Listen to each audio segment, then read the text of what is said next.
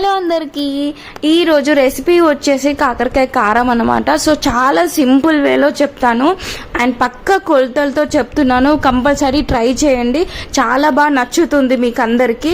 And కాకరకాయలు వచ్చేసి మనం 1/2 ఇంచ్ కట్ చేసుకోవాలి. సన్నగా ఉంటే అంత పెద్ద టేస్ట్ రాదు మనం తినేటప్పుడు. సో అందుకోసం అని చెప్పేసి నేను హాఫ్ ఇంచ్ అలా కట్ చేశాను. అండ్ దీంట్లో కొంచెం పసుపు, కొంచెం సాల్ట్ యాడ్ చేయాలి. టీ స్పూన్ సరిపోతుంది. నేను కాకరకాయల క్వాంటిటీ వచ్చేసి 250 గ్రామ్స్ అలా తీసుకున్నాను. సో మీ చాయిస్, అది మీరు ఎంతవరకైనా తీసుకోవచ్చు, కాకపోతే పర్ఫెక్ట్ కొలతలతో చేయండి. అండ్ దీనిని కరెక్ట్గా మెదుతూ నేను పక్కన పెట్టేశాను. అండ్ ఇంకొక నెక్స్ట్ ప్యాన్ పెట్టేసుకొని ఆ ప్యాన్లో 3 టేబుల్ స్పూన్స్ అంత ఆయిల్ వేసాను. దాంట్లో అన్నీ కలిపి 100 గ్రామ్స్ అన్నమాట. మినప్పప్పు, శనగపప్పు అండ్ ధనియాలు, దాంతో పాటు కొంచెం ఇవి వేగాక దాంట్లో చింతపండు యాడ్ చేయాలి. సో ఇవి ఆల్మోస్ట్ వేగిపోయాయి, మీరు వీడియో చూస్తున్నారు కదా. సో అందులో ఆల్మోస్ట్గా బ్రౌనిష్ కలర్లో వచ్చేసింది, గోల్డెన్ బ్రౌనిష్ కలర్. సో వీటిని మనం సెపరేట్ చేయాలి. సో ఇది మనం ప్రిపేర్ చేసుకుంటుంది ఏంటంటే కారం కాబట్టి, దానికి ఈ పప్పు దినుసులు ఏవైతే ఉన్నాయో వాటన్నింటినీ చల్లారాక మనం మిక్సీ జార్లో తీసుకొని దాంట్లో కొంచెం జీలకర్ర అండ్ 2 టేబుల్ స్పూన్ జీలకర్ర సరిపోతుంది. అండ్ కారం వచ్చేసి నా క్వాంటిటీకి వచ్చేసి నేను కప్పు వేసుకుంటున్నాను, కొంచెం స్పైస్ ఎక్కువగా ఉండడానికి అని చెప్పేసి.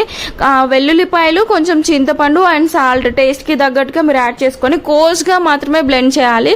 స్మూత్గా చేస్తే ఏమవుతుందంటే అంత పెద్ద టెక్స్చర్ అండ్ టేస్ట్ కూడా రాదు.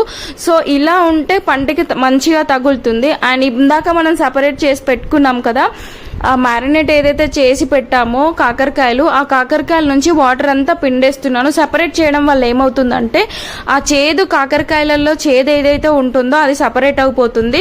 సో మళ్ళీ నెక్స్ట్ ఇంకొక ప్యాన్ పెట్టుకొని దాంట్లో ఒక కప్ అంతా మజ్జిగ అన్నమాట.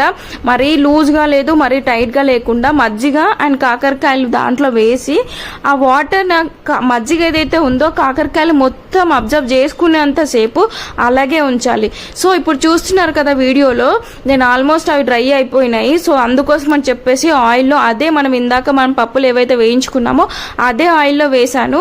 అదే ఆయిల్లో కొంచెం వేసాక ఇంకా రోస్ట్ చేశాక మంచి బ్రౌన్ కలర్ వచ్చేంత వరకు రోస్ట్ చేశాక దాంట్లో కొంచెం కారం అండ్ కరివేపాకు యాడ్ చేసి ఒక 5-10 మినిట్స్ అలా మీడియం ఫ్లేమ్లో పెట్టేసి రోస్ట్ చేయాలి. ఇలా రోస్ట్ చేయడం వల్ల చాలా రోజులు నిల్వ ఉంటుంది, 1 మంత్ పైగా నిల్వ ఉంచుకోవచ్చు. సో ఇది వచ్చేసి కాకరకాయ కారం. ఈ వీడియో కంపల్సరీగా నచ్చుతుంది అనుకుంటున్నాను. ఒకవేళ నచ్చితే కనుక please like, share and do subscribe my channel.